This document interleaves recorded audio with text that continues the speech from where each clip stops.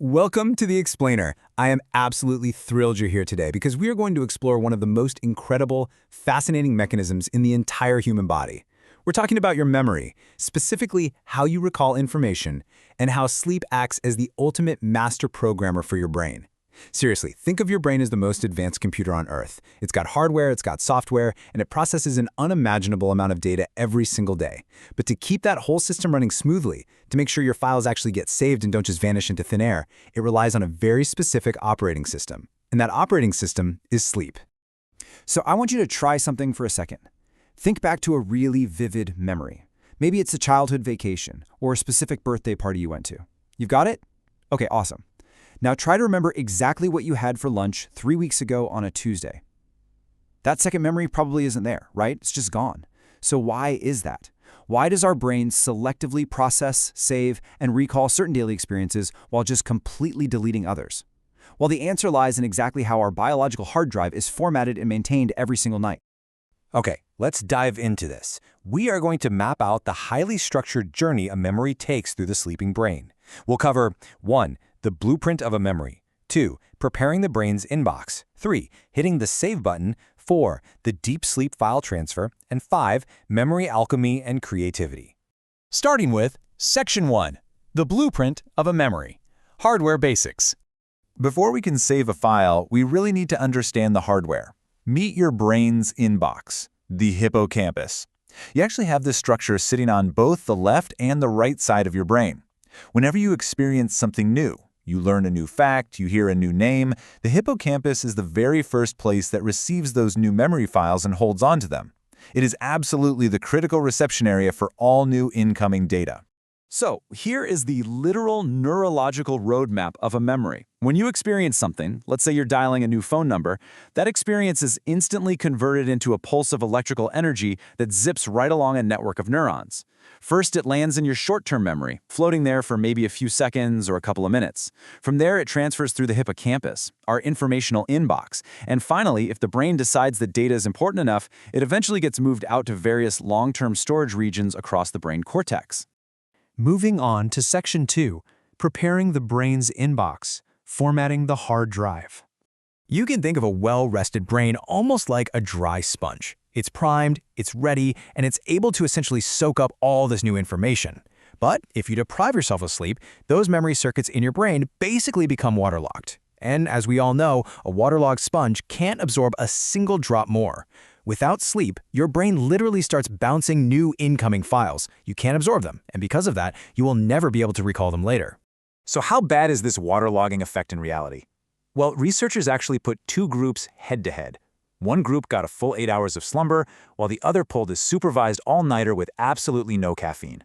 The next day, they put both groups inside an MRI scanner and asked them to learn a list of new facts. The results? The sleep-deprived group suffered a massive 40% deficit in their ability to make new memories. To put that into perspective, that is the difference between a student completely acing an exam and failing it miserably. And this brilliantly illustrates a catastrophic system failure. As sleep scientist Matt Walker puts it, it's almost as though sleep deprivation had shut down your memory inbox, and any new incoming files, they were just being bounced. Basically, you couldn't effectively commit those new experiences to memory even if you tried your hardest. Which brings us to Section 3, hitting the save button, sleep after learning. Now we're getting into securing the data we collected during the day.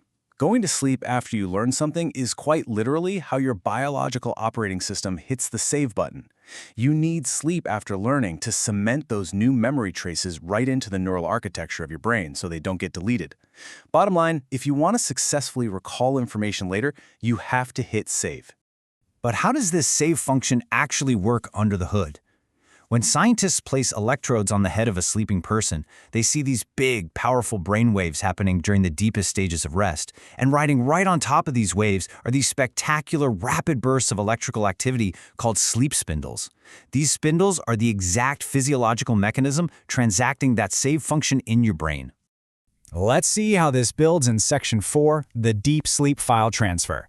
Securing the data. Those sleep spindles and deep sleep brainwaves act together as this massive overnight file transfer mechanism. They take memories that are currently sitting in a highly vulnerable short-term reservoir where they could super easily be overwritten or forgotten, and they physically shift them over to a permanent, safe, long-term storage site within the brain's cortex. It essentially future-proofs the information, locking it into an ironclad vault so you can recall it days, months, or even years later.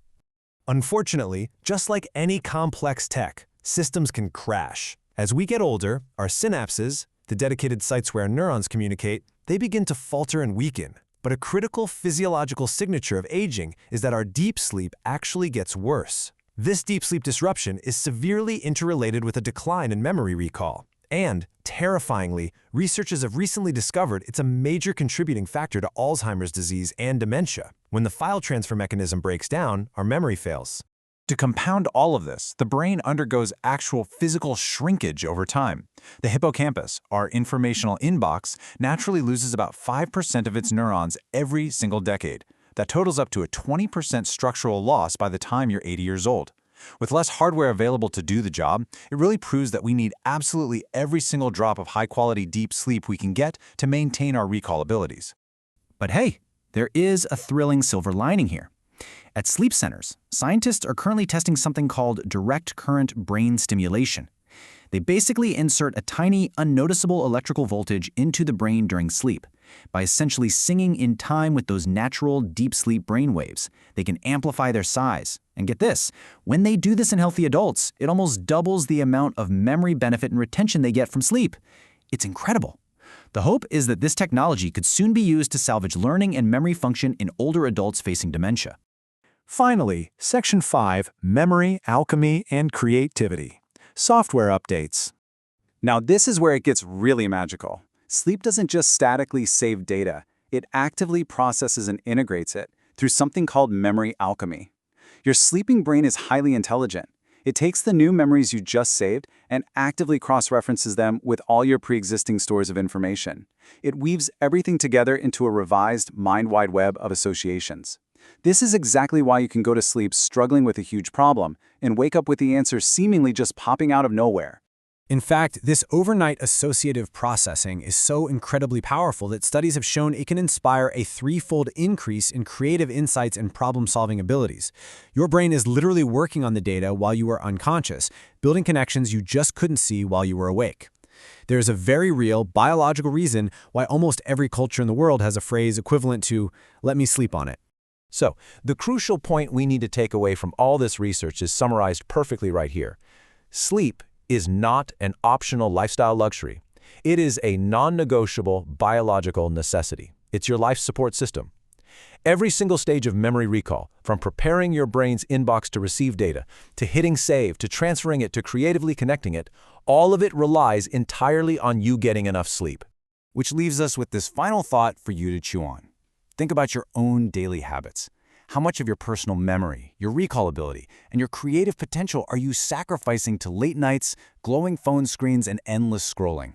Your brain's operating system is literally begging to run its nightly updates. So tonight, give it the time it needs to hit save. Thank you so much for joining me for this explainer, and I genuinely hope you sleep really well tonight.